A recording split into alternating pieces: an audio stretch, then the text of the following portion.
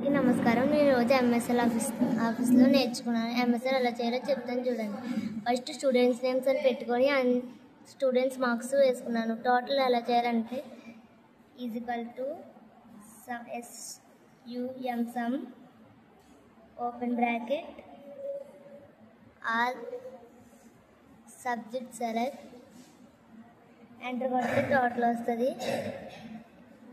అప్పుడు black point దగ్గరికి వెళ్ళి ఇలా కిందకు కొడితే టోటల్ వస్తుంది.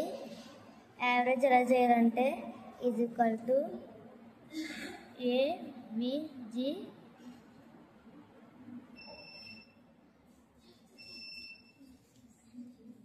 Open bracket total select 6